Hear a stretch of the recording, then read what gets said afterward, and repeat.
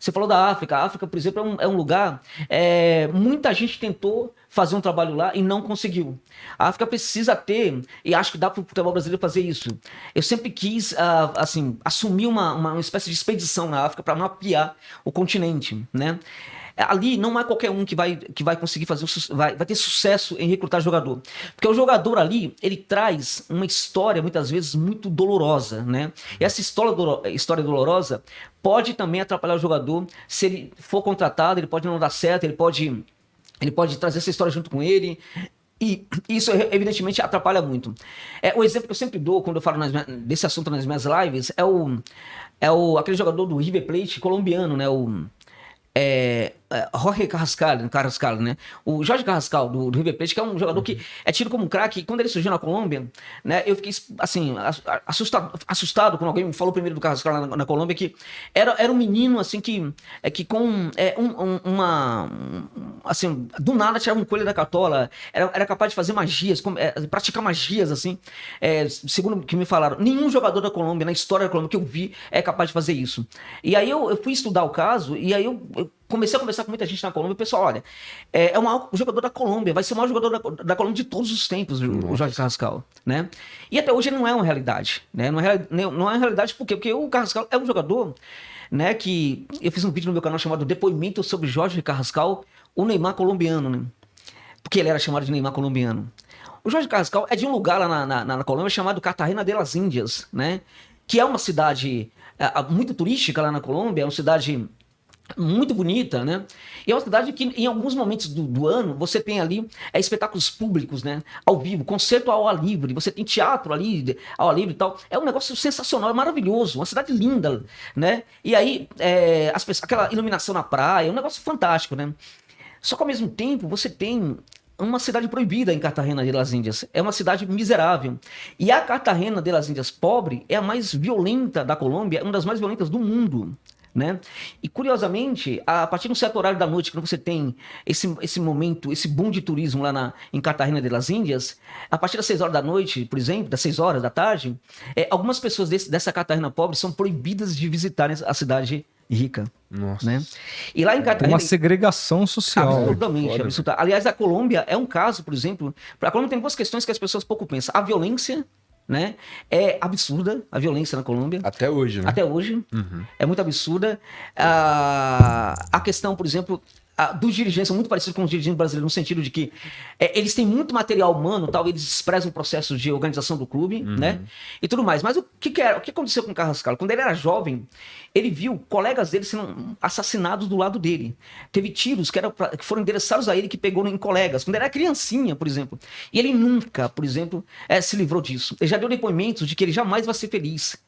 Ele falou que não adianta o que eu ganhar na vida, não adianta se eu ganhar milhões e milhões, isso nunca vai se colocar no lugar da tragédia que foi minha infância. Eu jamais vou ser feliz.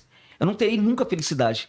Então, é um cara com depressão. Profunda, mas é uma depressão profunda, corrosiva, né? Já tentou se matar em algumas oportunidades, não fez, inclusive, por causa de pessoas que ele sofre também. Por quê? Porque num certo momento, lá em Cartagena de las Indias, o Carrascal, ele era um gênio da bola, era um garoto assim que no lugar onde ele era diferente.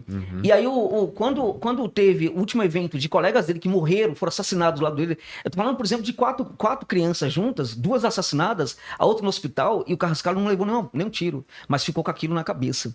Quando isso aconteceu, o padrinho dele e 2 tios deles resolveram fazer o seguinte: a gente tem que salvar esse menino, porque ele é diferente, ele é um jogador de futebol.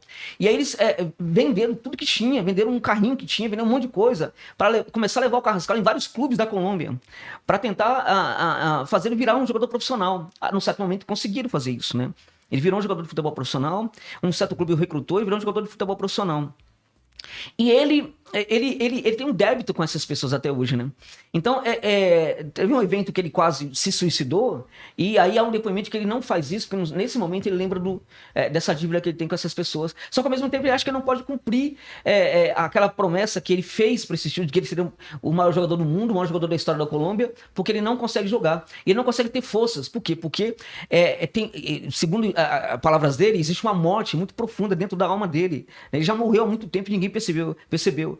né? Então a felicidade nunca vai acometê-lo, porque nenhum dinheiro, nada que ele possa ter no mundo vai estar no lugar do que foi a infelicidade dele na infância. Então a história do Carrascal é também a história de muitos jogadores jovens africanos, alguns que foram obrigados a pegar em armas em alguns lugares para virar guerrilheiro, né? Garoto de 15 anos, de 8 anos, de 10 anos de idade e tal. Existe, infelizmente, isso em alguns lugares. Não é em todo lugar, evidentemente, da África e tal. Tem muitos lugares interessantes da África, mas tem muitas coisas complicadas na África. Por exemplo, o caso do Lesoto. O Lesoto é um país que é o mais pobre do mundo, né? É um caso de que tem muitos jogadores interessantes que aparecem lá. Lesoto não, perdão. Lesoto é o reino do Lesoto, que fica lá dentro da África do Sul, um país até interessante e tal, alto, bem alto. Eu queria falar do Burundi, né? O Burundi é o país mais pobre do mundo.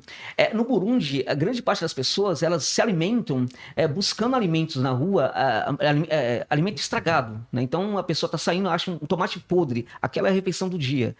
A boa parte da população vive de esmola, né? Gente que caça e ganha esmola, às vezes dá esmola para quem precisa de esmola. É mais ou menos a realidade do Burundi, né? Isso, para vocês terem uma ideia, na época da pandemia agora que teve, aprofundou-se a crise no Burundi, né? E aí, quando aprofundou-se a crise no Burundi, o governo do Burundi solicitou, né, a França, para a França suspender o imposto, é isso mesmo, amigo, colonial. Porque grande parte do que o Burundi arrecada no ano paga o imposto colonial para a França que existe até hoje. E o Macron, tá? Que é liberal, não sei o que, o Macron negou. Né? Então, como é que você vai achar um jogador no Burundi e achar, por exemplo, que ele não vai trazer um pouco de tragédia para cá? Porque uma das questões da adaptação do jogador passa muito por personalidade, passa muito pela força mental do jogador. Então, você pode até achar esses jogadores aí que conseguem superar tudo isso, mas vai ser muito difícil. E para você achar, você tem que ter um conhecimento também muito profundo, que envolva não somente futebol, mas um olhar sociológico também sobre os processos e também um entendimento maior de outras coisas, como psicologia, não sei o que e tudo mais e tal, para você encontrar alguns jogadores. Ou seja, isso dá uma dimensão do quão profissional precisa ser essa expedição e o quão profissional também precisam ser as atitudes dos dirigentes aqui brasileiros para que a gente comece a mudar o futebol brasileiro. Né? Bem legal esse corte que você acabou de assistir, né? Então já sabe, deixa o like e se inscreve no canal, porque tem muitos outros cortes vindo por aí.